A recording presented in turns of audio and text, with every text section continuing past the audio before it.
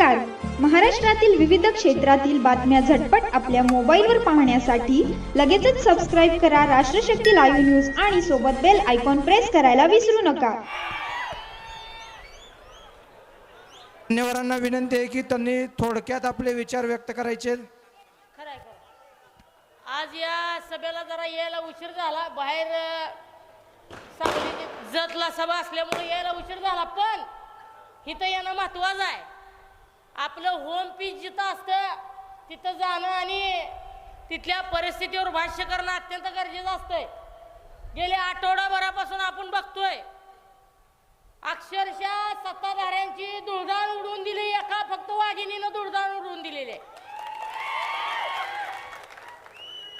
एवढा पैसा आणला, एवढे मंत्री आणले, एवढे नाही ते गल्ली बोळातले दादा लोक आणले एका महिलेसाठी.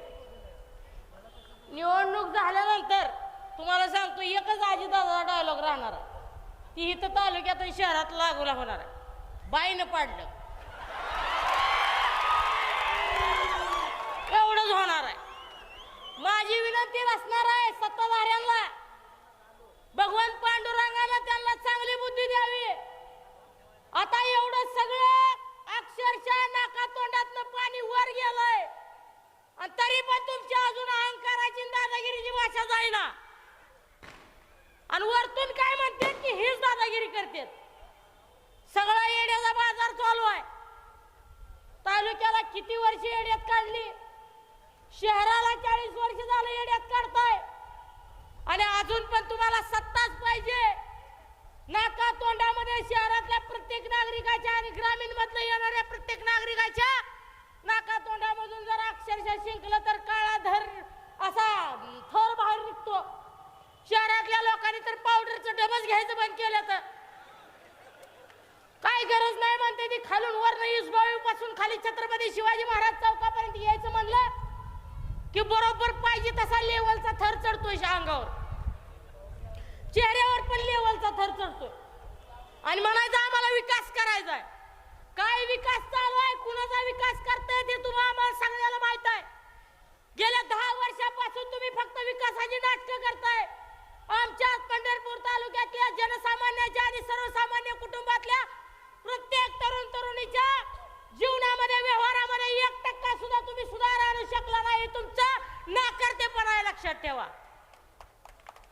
तुम्ही स्वतःचं नाकर्तेपण झाकण्यासाठी आता मंत्रिमंडळ आणून जरी बसवलं तरी फरक पडणार नाही. पालकमंत्री येतात, दादागिरीची भाषा करतात. दादागिरी करायला काही मान खटावचं मिळाला नाही का? विठ्ठलाची परम पांडुरंगाची नगरी आहे. लाखो भाविक इथं चरणी लीन होण्यासाठी येतात.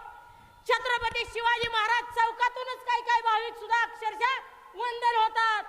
परंतु ते भाविक जेव्हा शहरातून फेरफटका मारतात तेव्हा पंढरपूरकरांच्या सत्ताधाऱ्यांच्या नावानं कडाकडा बोट आणि सत्ताधाऱ्यांच्या नावानं 4 शिव्याची राखुली वाहिल्याशिवाय राहत नाहीत. हे दुर्दैव आहे, लक्षात ठेवा.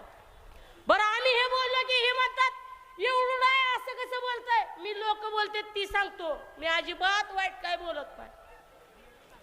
टाक्या तालुक्यात मी सांगतो 2 व्हीलरवर फिरतो मी. केवढं खटायचं कसं माप आहे मला रिक्षावाल्यांचं माझं सेम माप झालंय, मला माहित झालंय. आता एक काम क्रेशर चालेल पंढरपुरातलं शहर जर अक्षरशः खड्डेमुक्त करायचं म्हणलं तर महिनाभर चालेल. आणि विकासाच्या गप्पा मारायच्या 400 कोटी 300 कोटीच्या गप्पा मारायच्या. बस झाल्या गप्पा आता. आणि सत्तेचा विषय घेऊ नका. काम करायची धमक असली ना, विरोधक असून सुद्धा त्याच्या दारावर लात मारून आपण निधी मागून घेऊ. काय कसं देत नाही बघू.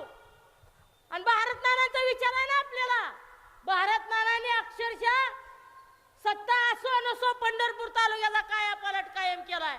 त्यामुळे ती विचारधारा घेऊन आपण सगळ्यांनी पुढे जायचं आहे. ग्रामीण मधली काही लोक फार दिवस 4-5 दिवसापासून बोलत होती. भाजपचा गमजा टाकून जातीयवाद पेरणारी पिलावळी कुत्री काय फिरत होती. त्यांना सुद्धा मला सांगायचंय, आमच्या रक्तात मानवतावाद आहे. जातीयवाद करणारे आमच्या औलाद नाही. पण तुम्ही शहरात येऊन ज्ञानोबा तुकोबांचा गजर जिथं होतो तिथे येऊन जातीयवादाचा विखारी विष जर पेरणार असाल तर तुम्हाला लात मारल्याशिवाय शहरातली जनता सुद्धा गप्प बसणार नाही, लक्षात ठेवा. आणि म्हणून तुम्ही आम्ही ह्या सगळ्या गोष्टींचा विचार केला पाहिजे. आता आजपासून किंवा उद्यापासून काही गोष्टी वेगवेगळ्या पद्धतीने खोके यायला चालू होतील. खोके सुद्धा ह्यांचे वर्ण आलेले खोके चालू होतील. तुम्ही घ्या, घेतलं पाहिजे. मी तर म्हणतो बांधून जास्तीचा दर पाडून घ्या. ह्यांच्या बाला भिवू नका कुणाच्या वाटणाऱ्यांच्या.